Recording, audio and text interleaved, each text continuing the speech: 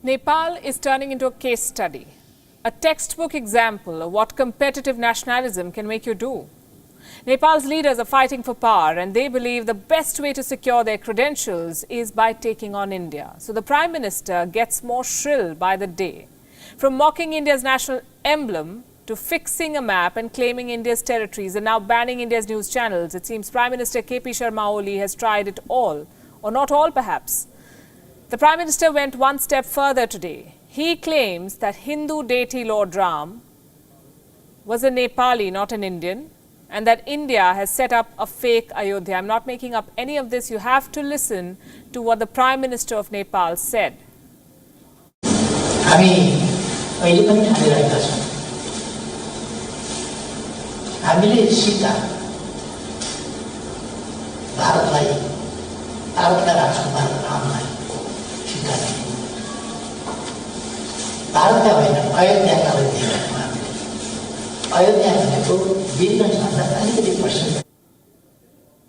History, geography, diplomacy, he's getting all of it wrong. I can tell you, we played this over 3 times to make sure he said what we heard he said. But let me put the facts out for you. Ayodhya is the birthplace of Lord Ram. According to Hindu mythology, the city of Ayodhya, according to geography, is located in the Indian state of Uttar Pradesh. But misleading the world with alternative history and alternative facts is a trick from the Chinese playbook. And now it seems Nepal is drawing lessons from China in more ways than one. Let's also look at what else Prime Minister Oli has been learning from China.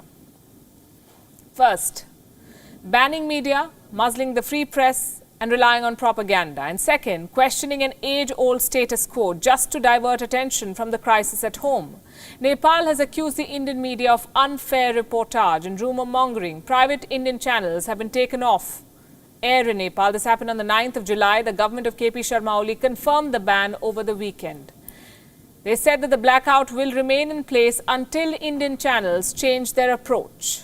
Well, we cannot speak for other channels, but our reports are based on facts and we do not plan to change this approach. What needs to change, though, is the Nepal government's approach. The indiscriminate use of territorial nationalism, the villainizing of India to score brownie points from China, that needs to change. It may work for a while, or it may seem like it's working for a while, but the law of diminishing returns always sets in and people come out to protest, demanding accountability, not rhetoric. All of this is happening in Kathmandu. Plus, the Prime Minister is struggling to keep his chair. There's no political resolution in sight. Now, Nepal Supreme Court has entered the picture. The court has issued a show-cause notice to the government of Nepal. The notice asks one simple question. Why are Nepalese working in India not included in the foreign employment category? Why indeed? Unlike the Nepalese working in other countries, those working in India do not need labour permits or insurance.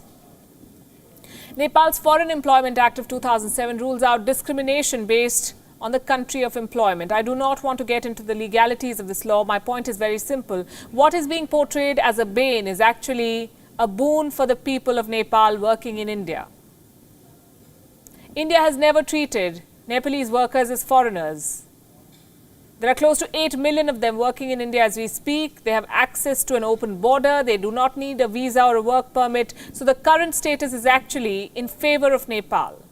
Not just its people, but also the government. The government of Nepal does not have to provide financial support or other compensation to its citizens working in India. But recently, a petition was filed by the Forum for National Building Nepal. That's what they call themselves. The court's show-cause notice was in response to this petition.